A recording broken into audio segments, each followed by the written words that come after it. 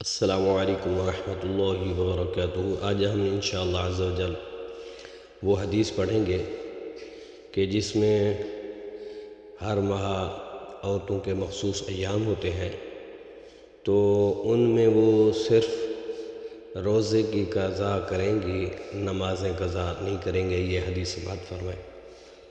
عن عائشة رضی اللہ تعالی عنہا قالت كنا نحيض على عهد رسول الله صلى الله عليه وآله وسلم ثم نطهر فيأمرنا بقضاء الصيام ولا يأمرنا بقضاء الصلاة۔ یہ حدیث ام المؤمنین عائشہ صدیقہ طیبہ طاہرہ رضی اللہ تعالی عنہا سے روایت ہے۔ فرماتی ہیں کہ حضور علیہ السلام کے زمانے میں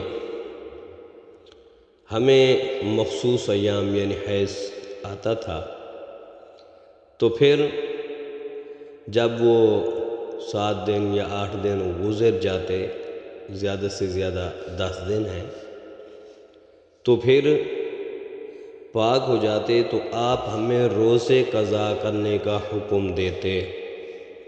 یعنی رمضان المبارک کے مہینے میں اگر عورتوں کے مخصوص ایام آ جائیں جن میں عورت جو ہے وہ ناپاک رہتی ہے، تو اس صورت میں اس پر روزہ جو ہے اس کی قضا ہے۔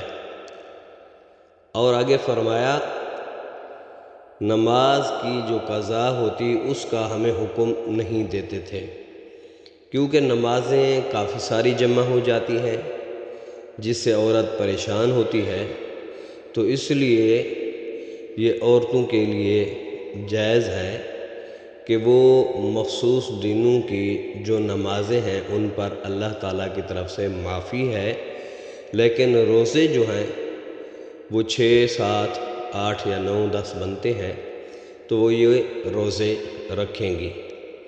تو دعا ہے اللہ تعالیٰ ہم سب کو سارے روزے رکھنے کی توفیق عطا فرمائے۔